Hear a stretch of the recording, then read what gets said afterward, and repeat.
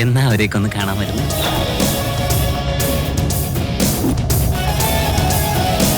മുത്തശ്ശി, എന്നെയും കല്യാണത്തിന് കൊണ്ടുപോണേ.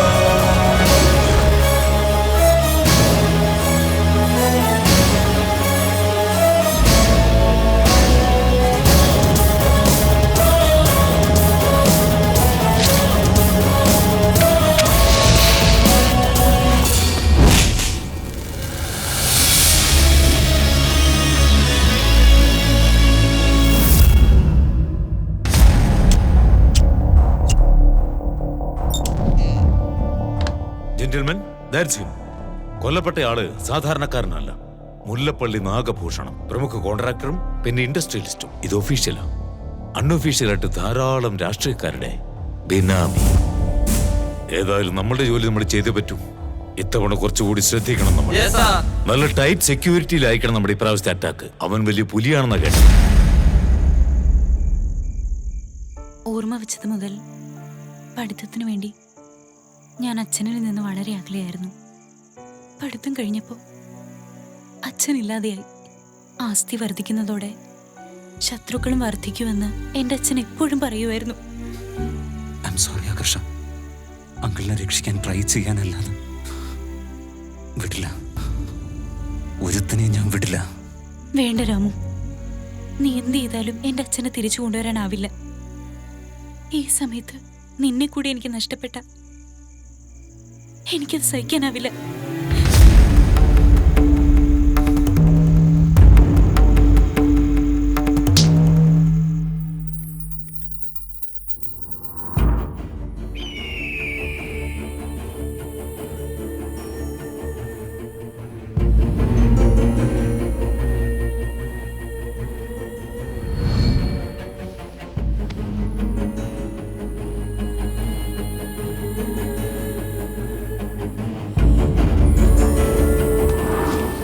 എന്താടാ ഈ സൺഡേയിലും കോളേജിൽ വന്നിരിക്കുന്നേ?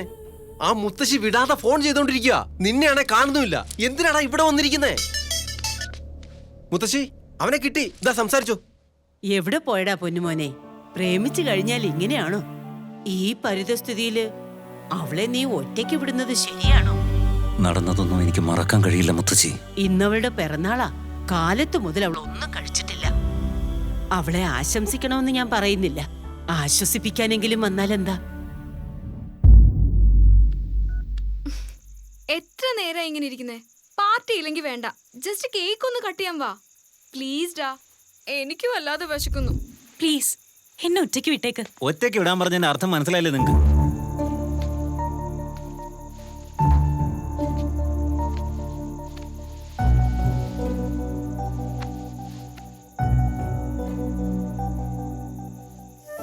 നിനക്ക് വേണ്ടിയല്ലെങ്കിലും നിന്റെ ഫ്രണ്ട്സിന് വേണ്ടി ഒന്ന് അഡ്ജസ്റ്റ് ചെയ്യേ. എല്ലാവരെയും ഞാൻ മനസ്സിലാക്കണം, എന്നെ ആരും മനസ്സിലാക്കില്ല.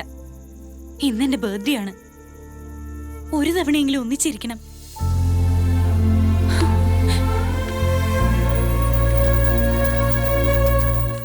ഹലോ, ഞാൻ ക്രൈംബ്രാഞ്ച് ACP സംസാരിക്കുന്നത്. പറയൂ. നിങ്ങളുടെ അച്ഛന്റെ മരണത്തെ കുറിച്ച് സംസാരിക്കാനുണ്ട്. നാളെ എന്റെ ഓഫീസിലേക്ക് വരൂ. ശരി sir.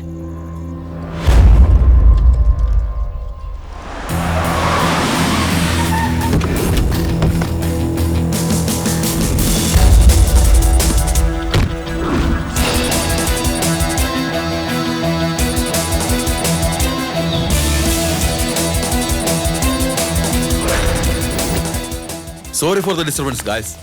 I am Avinash, Special Investigation Officer, Crime Branch. You are under arrest. ഏയ്, എന്തിനാ ഇങ്ങനെ പേടിപ്പിക്കുന്നേ? Ramu, I am really sorry. ഇതെന്റെ ഫാമിലി ഫ്രണ്ടാ. അച്ഛന്റെ കേസ് ടേക്കൺ ചെയ്തിരിക്കുക. മെയിൻ വിറ്റ്നസിനെ തേടി ഇറങ്ങിയതാ. എന്നെ ഇതേപോലെ ഇന്നലെ പേടിപ്പിച്ചു.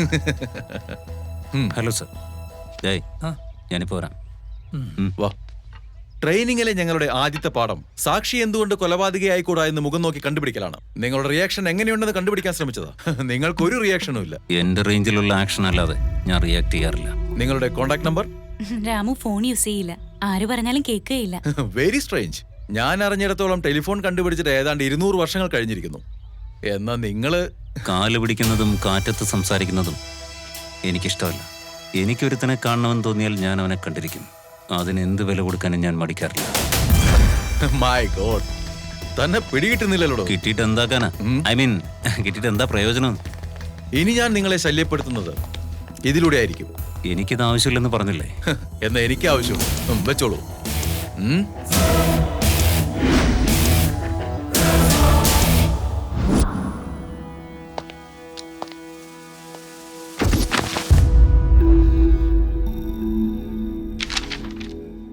മുല്ലപ്പള്ളി നാഗഭൂഷണം 3 തവണ നിങ്ങളെ കൊല്ലാൻ നോക്കിയിട്ടുണ്ട് അല്ലേ? അതെ സർ, മകളുടെ വിവാഹത്തിന് പോകുമ്പോഴാണ് അത് നടന്നത്. ആ അറ്റാക്കിൽ മുറിവേറ്റ ആരെങ്കിലും ഉണ്ടെങ്കിൽ എനിക്ക് അർജന്റായിട്ട് അവരെ കാണണം. അവരെ കൂട്ടിക്കൊണ്ടുപോവാ. ഒരു ചെറിയ കാര്യം പോലും വിടരുത്. എവറി മൈന്യൂട്ട് ക്ലൂ എനിക്കത് ആവശ്യമുണ്ട്.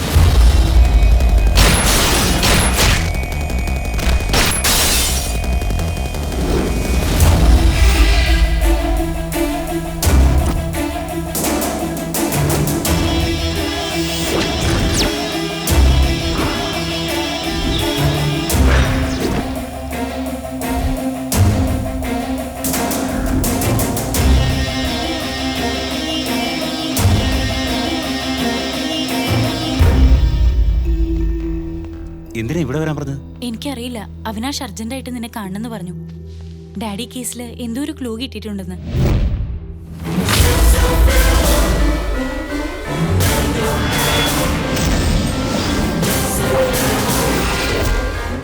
ഇയാളെ നിനക്കറിയോ? ഉം. അതെന്താ? ശരിക്കും നോക്ക്. ആദ്യം അങ്കിളിനെ അറ്റാക്ക് ചെയ്ത് ഇവനാ. അത് മിസ്സായി. അതുകൊണ്ട് രണ്ടാമതും ട്രൈ ചെയ്തു. തീർച്ചയായിട്ടും ഇവൻ തന്നെ ചെയ്തത്. എന്തു പറയുന്നു? ഒരു തവണ നോക്കിയിട്ട് മനസ്സിലായില്ലെങ്കിൽ വീണ്ടും വീണ്ടും നോക്കിയാൽ അത് മനസ്സിലായെന്ന് തോന്നുന്നു. ആലോചിച്ച് നോക്ക്. Nice approach. ഞാൻ എപ്പോഴും പോലീസിനെ പോലെ ആലോചിക്കുന്നവനാ. നീയാണെങ്കിൽ ക്രിമിനലിനെ പോലെയാണ് ആലോചിക്കുന്നത്. ക്രിമിനലോ? അതല്ല രാമു, ഞാൻ ഉദ്ദേശിച്ചത് അതല്ല. എന്തല്ലെന്ന് നിങ്ങളുടെ ഇഷ്ടത്തിന് വിളിച്ചോണ്ട് വന്നിട്ട് ഇൻട്രോഗേഷൻ നടത്തുക. എനിക്ക് വേണ്ടെന്ന് പറഞ്ഞിട്ട് ഈ ഫോൺ എന്തിനാ എന്നെ കെട്ടിയേപ്പിച്ചത്? ഞാൻ പറഞ്ഞിട്ടാണോ ഇതെനിക്ക് തന്നത്? Please calm down. അതല്ല ആകർഷ, എന്റെ കൺമുന്നിൽ വെച്ച് അവർ അങ്കിളിനെ അറ്റാക്ക് ചെയ്തപ്പോ എനിക്കൊന്നും ചെയ്യാൻ കഴിയാതെ നോക്കി നിൽക്കേണ്ടി വന്നു. ആ മരണം ഇപ്പോഴും എന്റെ കൺമുന്നിൽ നിന്നും മായാതെ നിൽക്കുക.